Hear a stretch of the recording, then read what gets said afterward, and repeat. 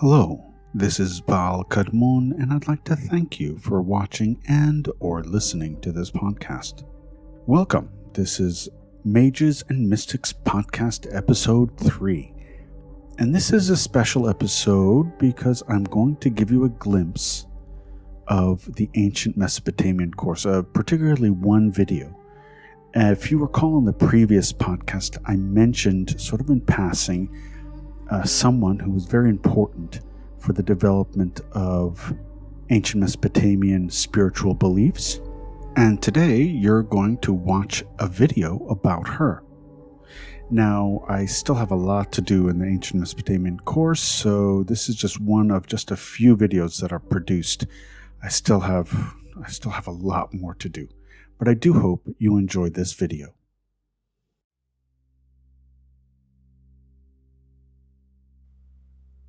Enheduanna. Welcome back.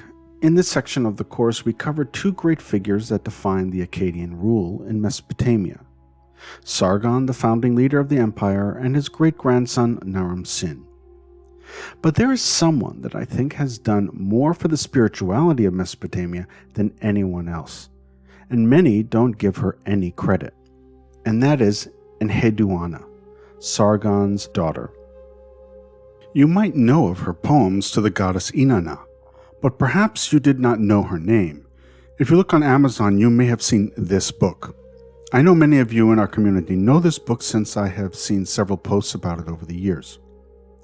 Well, it is Enheduanna that we have to thank for this beautiful, worshipful poetry to the great goddess Inanna.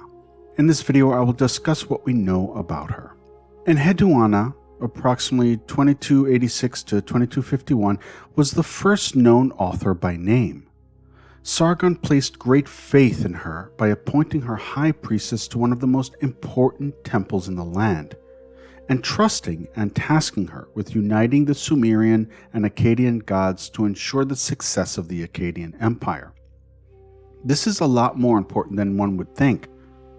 Enheduanna's literary legacy is as impressive as her influence during her lifetime. She not only surpassed her father's expectations, but also altered the entire Mesopotamian culture by changing the nature of the gods through her writings. Her writings altered people's perception of the divine. This means that even our conception of these gods is influenced because of her. We may not know as much as we know without her work. She essentially syncretized the Mesopotamian religions, but it goes even further than that.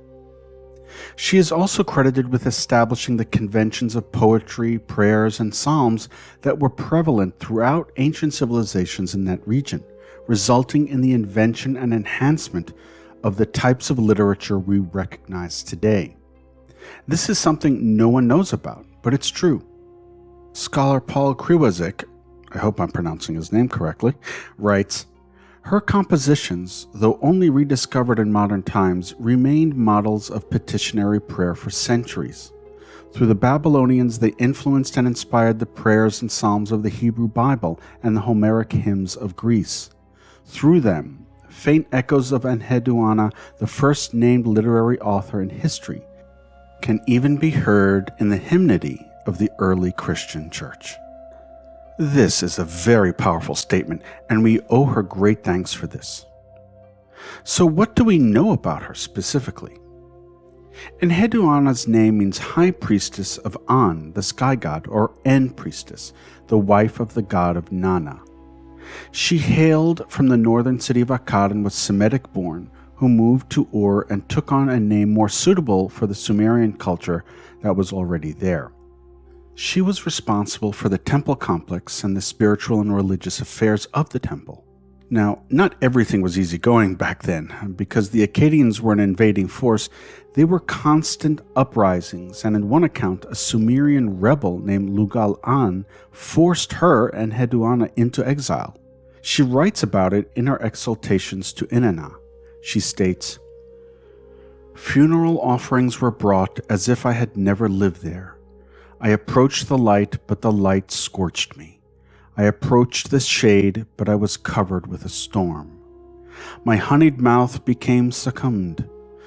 Tell An about Lugal An and my fate. May An undo it for me. As soon as you tell An about it, An will release me. Through divine intercession, Enheduanna was finally restored to her rightful place in the temple. Inanna heard her prayers. She wrote 3 main hymns to Inanna. One is called The Great-Hearted Mistress, The Exaltation of Inanna, and The Goddess of the Fearsome Powers. These hymns reimagined and revolutionized the idea of the gods, and they were all composed by her. Enheduanna's poetry, in addition to her hymns, provides a glimpse into her personal struggles and ambitions, her religious devotion, her abhorrence of war, and her perspective on the world around her. The impact of these works on Mesopotamian conception of their gods, apart from their beauty and obvious skill, was profound. Through her work, Enheduanna drew the Sumerian and Akkadian deities closer to the land's inhabitants, thus creating a more comprehensive perspective than either culture had before. For example, Nana, the moon god, became a more sympathetic character because Enheduanna emphasized his compassion. Inanna was likewise elevated from a local agricultural goddess into the all-powerful queen of heaven.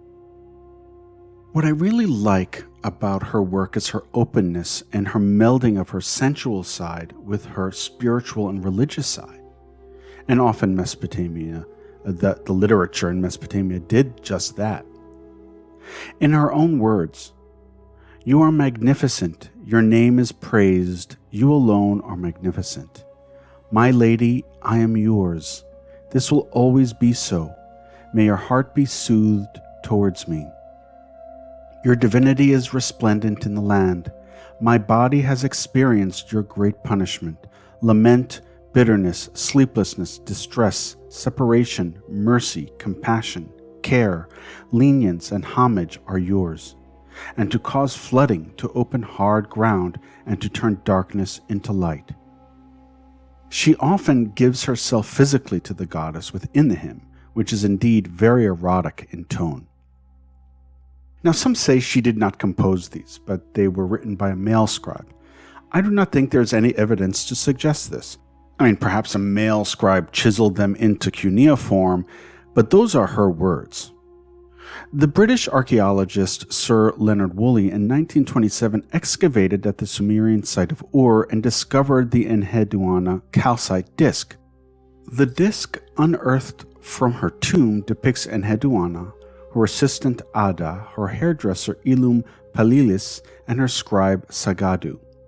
The royal inscription reads, "Enheduanna, Ziru priestess, wife of the god Nana, daughter of Sargon, king of the world, and the temple of the goddess Inanna." The disc emphasizes Enheduanna's importance and great power over Sumerian culture in her time, as well as her position of great power and influence in general. It is a testament to her lasting impact on civilization that she is still venerated to this day, and that poems and prayers are still composed in the manner she established over 4,000 years ago.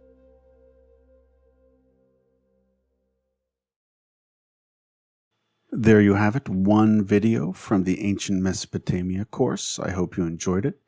If you're interested in learning when this course is going to come out, and I might throw some extra bonus material, you can go to occultcourses.com/meso and sign up for the updates.